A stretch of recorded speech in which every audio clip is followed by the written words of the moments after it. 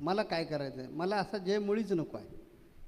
तो काय म्हणतो बघा, की असा जय मिळून ह्या सगळ्यांना मारायचं, मुडदे पाडायचे, खून करायचे त्यांचे आणि रक्तबंबाळ करून सगळ्यांना संपवून टाकायचं, आणि असा मिळणारा जय मला नको. ताईंनी सांगितल्याप्रमाणे अर्जुन इथे कसं झाला आहे, भ्रमित झालेला आहे, आणि तो स्वतः बडबडतोय. भगवान कृष्ण शांतपणे ऐकतायत, काय चाललंय ते बोलू दे, जे काय त्याच्या मनात येतं ते बोलू दे. या सर्वांचा वध करून जे भोगायचे आहेत ते काय बाबा मला भोगायची इच्छा नाही आहे, त्या देवा मला युद्ध नाही करायचं, स्वतःच चाललंय. या असल्या सुखाशिवाय ते दुःख, मला युद्ध नसलं तरी चालेल असं तो म्हणतोय. आम्ही पाहिजे तर दुःख सहन करू देवा, आम्हाला राज्यबिजे नाही मिळालं ना, 5 गाव देणार नव्हतं, नको. सुईची आग्रह तो देणार नाही ना, सुईची आग्रह मावेल एवढी सुद्धा जमीन देणार ना, चालेल, पण आम्हाला हे बाबा वाईट करून नको आहे राज्य. ते किती तो व्याकुळ झाला आहे, आणि त्याचं भावनाशील मन किती उच्च कोटीला जाऊन पोचलं आहे. आपण काय म्हणालं असतं, माझी जमीन घेतली का त्याने?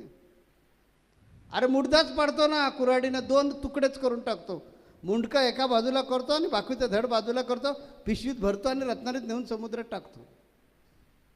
अर्जुनामध्ये सात्विकता शिकण्यासारखे आहे.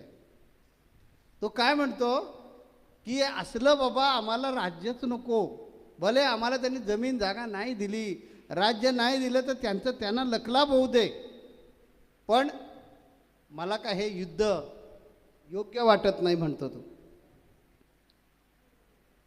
ह्यांचा घात करून आपण राज्य भोगायचं, नातेवाईकांचं. अरे नातेवाईक आहेत, नातेवाईक.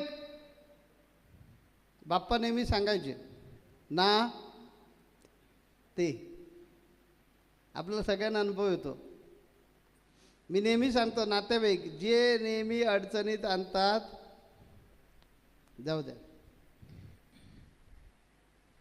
जर आम्ही, अर्जुन म्हणतो, जर आम्ही आमच्या वडिलांचं अहित चिंतलं तर मूल होण्यास लायक आहोत का? वडिलांचं अहित, अरे हे सगळे वडीलधारी माणसं आहेत, आणि ह्यांचा मी अहित चिंतायचं कशासाठी? राज्यासाठी.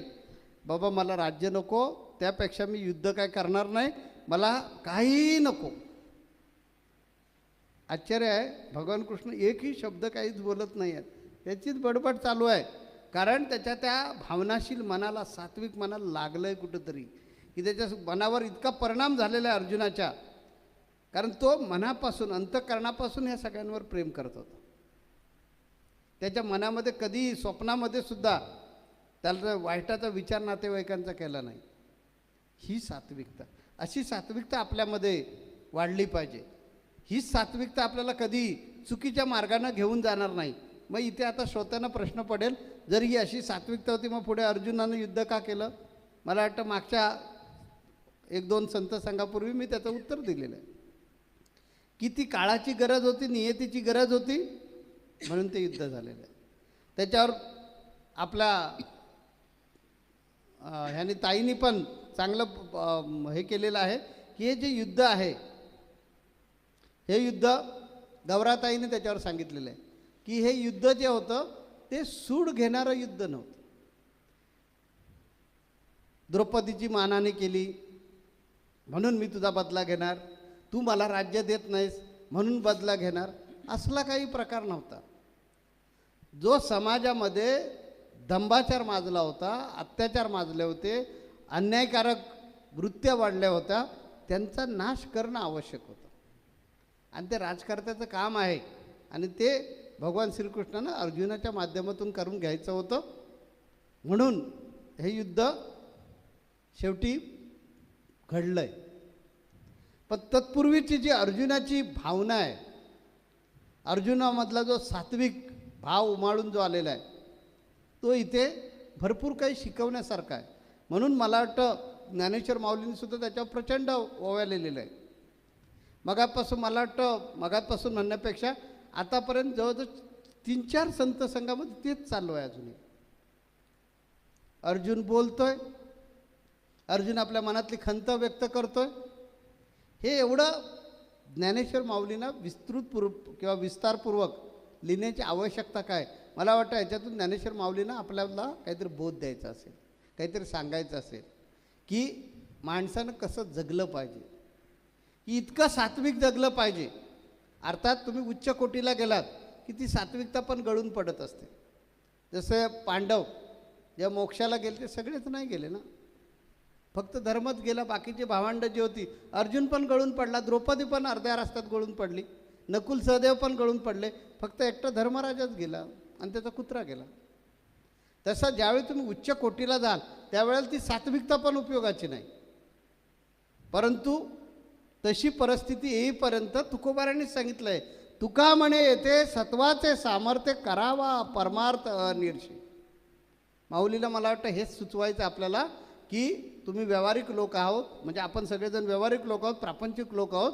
आपण जास्तीत जास्त आपल्यामध्ये सात्विकता निर्माण करावी, यासाठी मला वाटतं ते अर्जुनाच्या मुखावाटे आपल्याला बोध करत आहेत. काय बोध करतायत आपण पुन्हा स्नेहाताईकडे जाऊया. श्री गुरुदेव. श्री गुरुदेव. इथे काय झालेलं आहे की ज्ञानेश्वर माऊली म्हणतात की अर्जुन इतका सात्विक आहे, तो परोपरीने भगवान कृष्णाला समजून सांगण्याचा प्रयत्न करतो की आता तरी भगवान कृष्णामध्ये बाबा ठीक आहे, युद्ध बंद करूया, नको जाऊया आपण सगळेजण परत. म्हणून तो वेगळ्या प्रकारे सांगण्याचा प्रयत्न करतोय की अरे काय करायचं देवा, हे नको ना, आपल्याला युद्ध थांबूया ना, आपण कशाला आता करायचं. बरं समजा त्यातून सुद्धा जर युद्ध करायचं तर मी आपली शस्त्र टाकून देतो आणि कौरवांना जर मारायचं असेल आम्हाला तर मारू दे, म्हणजे निदान माझ्या हातून पाप तरी होणार नाही. म्हणजे एखादी गोष्ट करायची नसली ना, लहान मुलं बघा कशी करतात, एखादी गोष्ट करायची नसली काहीतरी आडेवेडे घेऊन पळवाटा काढून काहीतरी हे करून जसं आईला ठकवण्याचा प्रयत्न करतात, तसा हा भक्त आपल्या देवाला ठकवण्याचा प्रयत्न करतो की देवा नको ना, अरे काय कशाला आता युद्ध, बाद झालं ना, जाऊ दे ना, त्यांनाच घेऊ दे ना राज्य, नाही आम्हाला दिले तर नाही चालेल ना, 5च गाव पाहिजे तर ती नाही दिली तरी सुद्धा चालतील, काय हरकत नाही आहे, पण आपण युद्ध करून नको करूया. एवढं सगळं होऊन सुद्धा जिवंत राहण्यापेक्षा आणि हे सगळं डोळ्यानं बघण्यापेक्षा आपली शस्त्र टाकून देतो ना, कौरवांचे बाण आमचा शरसंधान करू दे ना देवा, त्यांच्या हातून मरण आलं तरी चांगलं, पण वधाचं पाप आम्हाला लागायला नको.